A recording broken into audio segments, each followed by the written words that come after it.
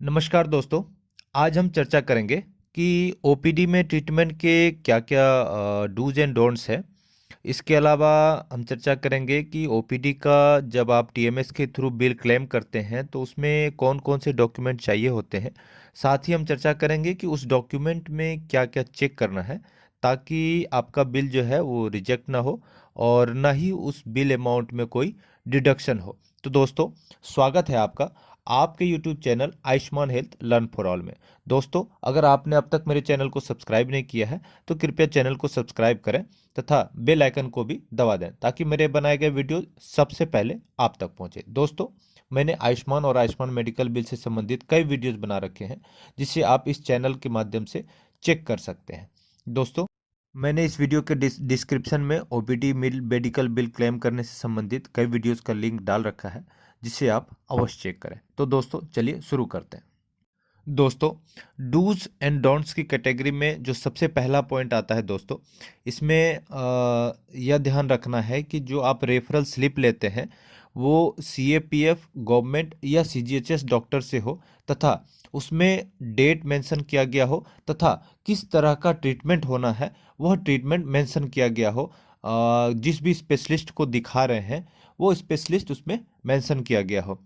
दूसरा पॉइंट है दोस्तों, एक बार पेशेंट को रेफर कर दिया गया है तो वह जिस डॉक्टर से ट्रीटमेंट ले रहा है या जिस हॉस्पिटल से ट्रीटमेंट ले रहे हैं उनका प्रिस्क्राइब किया हुआ दवाई या जांच खरीद सकते हैं या जांच करा सकते हैं तथा उसका बिल क्लेम भी कर सकते हैं। परंतु यह ध्यान रहे कि जो आपने जांच कराया है या दवाई खरीदा है उसका बिल जो है रेफर कराए गए डेट से 1 महीने से अंदर का हो।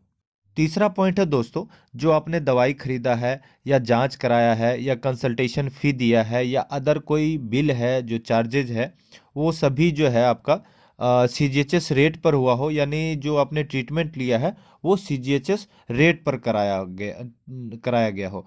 जो चौथा पॉइंट है दोस्तों कि सभी बिल जो आप क्लेम कर रहे हैं वह उसी ट्रीटमेंट से संबंधित हो जो आपने रेफर कराया है। ठीक है, जो आपने सीएपीएफ गवर्नमेंट या सीजीएचएस डॉक्टर से रेफर कराया है ना दोस्तों। और जो पांचवा पॉइंट है दोस्तों, अगर कुछ एक्स्ट्रा ट्रीटमेंट टेस्ट है जो कि सीजीएचएस रेट पर नहीं, सीजीएचएस रेट में नहीं है या सीजीएचएस पैकेज में नहीं है तो उसका डिडक्शन जो है वो सीपीडी के द्वारा किया जा सकता है। दोस्तों, अब हम चलते हैं ओपीडी बिल जो है क्लेम करने के लिए कौन कौन से डॉक्यूमेंट की आवश्यकता होती है जिसे आपको हॉस्पिटल से लेना है और उस डॉक्यूमेंट में आपको क्या क्या चेक करना है ना दोस्तों। अगर आप चाहें तो इसे आप कॉपी और पेन लेकर के लिख भी सकते हैं। तो सबसे जो पहला है दोस्तों वो है रेफरल स्लिप। जो रेफरल स्लिप है दोस्तों उसमें आपको चेक करना है कि वो जो है सीएपीएफ या फिर गवर्नमेंट हॉस्पिटल या सीजीएचएस वेलनेस सेंटर से रेफर के रेफर किया गया हो। और इसमें और एक ध्यान रखने वाली बात है कि जिस भी मतलब उसमें ये चीज़ डॉक्टर द्वारा लिखा गया हो कि जो रेफर है वो मतलब refer to any Ayushman panel hospital, है ना। उसके अलावा इसमें आपको और ध्यान रखना है कि जो डॉक्टर है जो रेफर कर रहे हैं उनके उस डॉक्टर का सिग्नेचर हो तथा उस डॉक्टर का स्टैंप लगा हो, है ना। और वो भी मेंशन किया गया हो कि आप किस स्पेशलिस्ट को दिखाना चाहते हैं और अगर कोई टेस्ट है तो वो भी आप उस पर मेंशन करा लें दोस्तों। जो दूसरा डॉक्यूमेंट है दोस्तों वो है प्रिस्क्रिप्शन, यानी कि डॉक्टर की पर्ची। तो इसमें ध्यान रखना है दोस्तों कि उस पे डॉक्टर का सिग्नेचर और डॉक्टर का स्टैंप ये होना आवश्यक है ना। और जो तीसरा डॉक्यूमेंट है दोस्तों वो है कंसल्टेशन चार्ज का। जो आप फीस देते हैं वो आपका कंसल्टेशन चार्ज होता है, जो कि सीजीएचएस रेट में 150 रुपये है।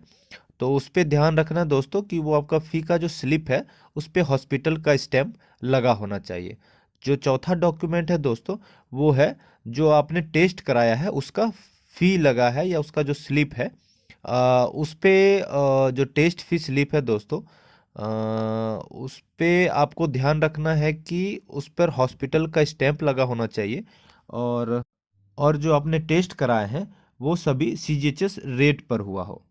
इसके अलावा बिल क्लेम करते समय जो पांचवा डॉक्यूमेंट है दोस्तों, वो है आपका टेस्ट रिपोर्ट, है ना। टेस्ट रिपोर्ट या फिर उसकी फिल्म, जैसे एक्सरे वगैरह कराते हैं तो उसकी फिल्म होती है, तो उसे भी बिल क्लेम करते समय फिल करना होता है, अटैच करना होता है, तो वो भी ज़रूरी है। उसके अलावा जो छठा डॉक्यूमेंट है दोस्तों, वो है आपका मेडिसिन बिल। इसे आप बहुत ध्यान से सुनिएगा दोस्तों। मेडिसिन बिल के मामले में हमेशा जो जिस भी आप हॉस्पिटल में ट्रीटमेंट ले रहे हैं, उस हॉस्पिटल का जो फार्मेसी स्टोर है दोस्तों, आप हमेशा मेडिसिन वहीं से लें। क्योंकि दोस्तों इसमें सबसे ज़्यादा मेडिसिन बिल के मामले में जो क्वेरीज आती है, वो ये आती है कि इसे जो है आपने इन हाउस फार्मेसी से नहीं खरीदा है। इन हाउस फार्मेसी मतलब कि हॉस्पिटल की अपनी फार्मेसी। तो दोस्तों हमेशा जो है हॉस्पिटल की ही फार्मेसी से मेडिसिन खरीदें दोस्तों। इसके अलावा कई प्राइवेट हॉस्पिटल हैं जिसका कि अपना फार्मेसी स्टोर नहीं होता है। इसके अलावा गवर्नमेंट हॉस्पिटल्स हैं जिसका भी अपना फार्मेसी नहीं होता है। उस मामले में आपको बाहर से मेडिसिन खरीदना पड़ता है। तो दोस्तों इसे इसमें आप कैसे इसके मामले में दोस्तों नॉन अवेलेबिलिटी सर्टिफिकेट लगाना होता है। तो आप नॉन अवेलेबिलिटी सर्टिफिकेट कैसे प्राप्त करें, इस संबंध में मैंने सेपरेट वीडियोस बना रखा है। तो दोस्तों मैं इस वीडियो के डिस्क्रिप्शन में उसका लिंक डाल दूंगा, आप उसे अवश्य चेक करें कि जैसे गवर्नमेंट हॉस्पिटल के मामले में आप कैसे नॉन अवेलेबिलिटी सर्टिफिकेट लगाएंगे, है ना दोस्तों। अगर आपने प्राइवेट हॉस्पिटल से लिया है अगर आप प्राइवेट हॉस्पिटल से ट्रीटमेंट लिया है और वहाँ का कोई अपना स्टोर नहीं है, तो आप बाहर से ले लीजिए। बाहर से लेंगे तो दोस्तों हॉस्पिटल से आपको नॉन अवेलेबिलिटी सर्टिफिकेट बनवाना पड़ेगा। नॉन अवेलेबिलिटी सर्टिफिकेट आपको हॉस्पिटल के द्वारा जारी किया जाएगा। ये सातवां डॉक्यूमेंट है दोस्तों। अगर आपका प्राइवेट हॉस्पिटल से आपने ट्रीटमेंट लिया है और या गवर्नमेंट हॉस्पिटल से ट्रीटमेंट लिया है, तो आपको नॉन अवेलेबिलिटी सर्टिफिकेट लगाना है। तो और उसके अलावा जो आठवां डॉक्यूमेंट है दोस्तों, वो है इंडिविजुअल का आयुष्मान कार्ड, जो जिसका आपने ट्रीटमेंट कराया है, जो पेशेंट है उसका आयुष्मान कार्ड। दोस्तों मैंने टोटल 8 डॉक्यूमेंट्स बताए। तो इसमें से एक डॉक्यूमेंट जो नॉन अवेलेबिलिटी सर्टिफिकेट है दोस्तों, ये अगर आपने इन हाउस फार्मेसी से लिया है, यानी हॉस्पिटल के अपने स्टोर से लिया है, तो इसकी आवश्यकता नहीं है। बाकी इसके अलावा सभी डॉक्यूमेंट की आवश्यकता है। और अगर आपने कैशलेस ट्रीटमेंट लिया है दोस्तों, तो जो भी आपने कैशलेस ट्रीटमेंट लिया है, जिसमें आपका कैश नहीं लगा है, आपने पैसे नहीं जमा कराए हैं, तो उसका बिल अटैच नहीं करना है दोस्तों। इस बात का ध्यान रखेंगे कि जो आपका कैशलेस ट्रीटमेंट हुआ है उसका बिल आपको अटैच नहीं करना है। तो दोस्तों अगर आपको जानकारी अच्छी लगी हो तो कृपया इस वीडियो को लाइक करें, चैनल को सब्सक्राइब करें तथा ज़्यादा से ज़्यादा शेयर करें। धन्यवाद दोस्तों। जय हिंद, जय भारत।